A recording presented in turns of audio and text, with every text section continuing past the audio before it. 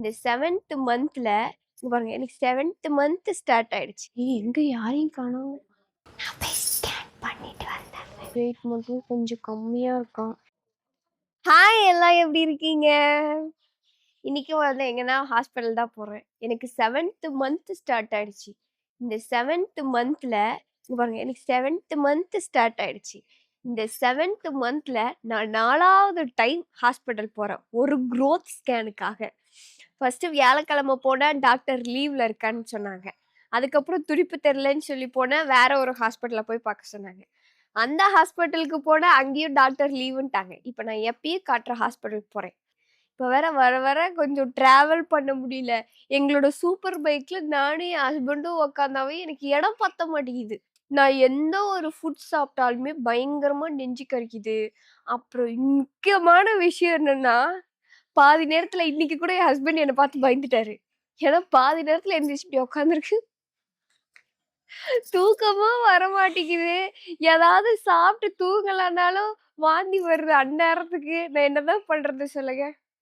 சரி, எவ்வளவுதான் இருந்தாலும் இன்னைக்கு நம்ம growth ஸ்கேன் பண்ணியே ஆகணும். பார்க்கலாமா? பண்றாங்களா என்னன்னு. நாங்க வீட்ல இருந்து முன்னையே கிளம்பிட்டோம். ஆனா நாங்க வீட்ல இருந்து கிளம்புனதுக்கு அப்புறம் தான் இந்த சொந்தக்காரங்க வீட்டுக்கு வந்து கால் பண்ணுவாங்க. இல்லைன்னா இந்த கொரியர் ஒண்ணு வந்துரும் எங்களுக்கு. அதனால அவங்க இருக்கிற இடத்துக்கே நாங்க போய் கொரியரை வாங்கிட்டு இப்ப ஹாஸ்பிட்டல் போயிட்டு இருக்கோம். இன்னைக்கு என்னன்னு தெரியல, நான் நிறைய மயில் பாக்குறேன். கியூட்டா இருக்கு. அது இல்லாம இன்னைக்கு என்ன பாருங்களேன், கிளைமேட்டே அப்படியே ஒரு மாதிரி இருட்டிட்டே இருக்கு. எனக்கு கொஞ்சம் நல்லதா போச்சு. ஏன்னா இந்த டைமிங்க்கு வெயில்ல போவ அப்படியே வெயில் அதிகமா அடிக்கும், தக தகன்னு கருப்பா தெரியுற அப்பப்ப வேற. இப்ப கொஞ்சம் பரவாயில்ல. பைக் நின்னா கூட்டமா இருக்குன்னு பயமா இருக்கு.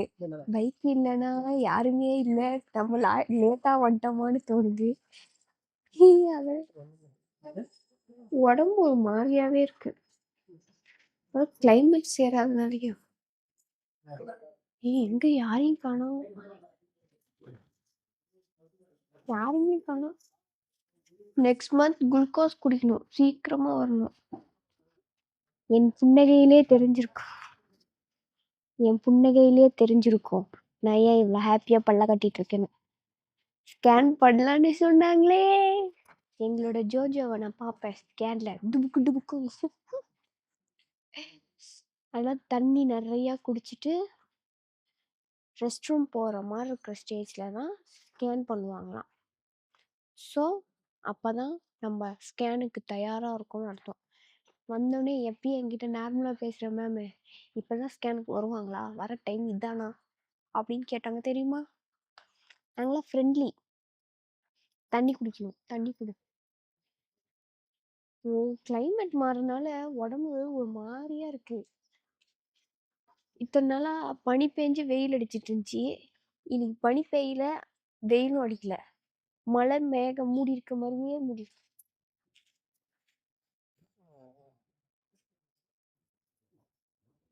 ஒரு ஜூஸ் வாங்கிட்டு தண்ணியா குடிக்க கூடாது. சரி, நான் ஸ்கேனுக்கு வெயிட் பண்ற மாதிரி நீங்களும் என்னோட ஸ்கேன் ரிப்போர்ட்டுக்கு வெயிட் பண்ணுங்க. தொடர்ந்து இணைப்பில் இருங்க.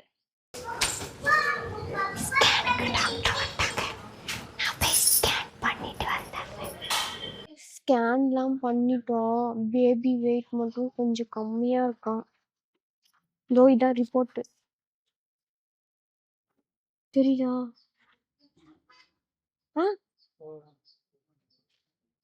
பேபி வெயிட் மட்டும் கொஞ்சம் கம்மியா இருக்கு.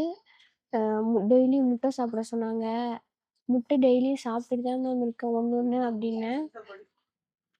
கம்பல்சரி ஒரு நாளைக்கு 2 முட்டை 3 முட்டை எடுக்கணுமா.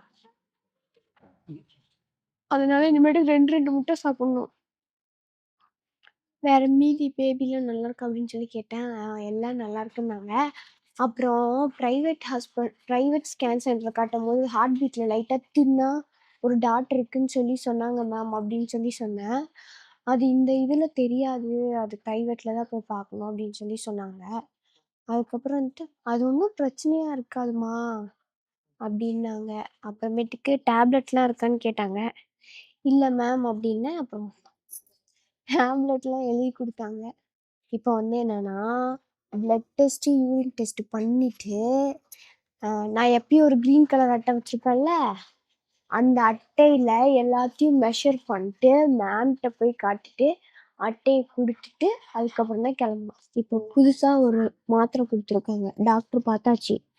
பிளட்டுலாம் நானே என்னென்னமோ பண்றேன். பீட்ரூட்டு, மாதுளம்பழம், ஆப்பிள் பழம், கேரட்டு எல்லாத்தையும் தான் ஜூஸ் போட்டு குடிக்கிறேன். ஆனா பிளட் ஏறவே மாட்டேங்குது. லாஸ்ட் மந்த்து 11.2 இருந்துச்சு. அதுல இருந்து நான் தொடர்ந்து எல்லாமே சாப்பிட்டேன். பீட்ரூட் ஜூஸ்ல இருந்து எல்லாம். ஆனாலும் 10.8க்கு வந்துருச்சு. என்ன பண்றது? போன டைம் செக்கப்ல போன மாசம் 46 கிலோ இருந்தேன். இந்த மாசம் 48 கிலோ இருக்கேன். 2 கிலோ தான் ஏறி இருக்கேன். ஏன் நான் இப்படி இருக்கேன்னு எனக்கே தெரியல. நான் எல்லாமே சாப்பிட்றேன். ஆனா கிடைக்க மாட்டேங்குது. ஒருவேளை நான் சாப்பிட்ற பொருள்ல சத்து இல்லையோ? இப்ப குடுத்த மாத்திரை.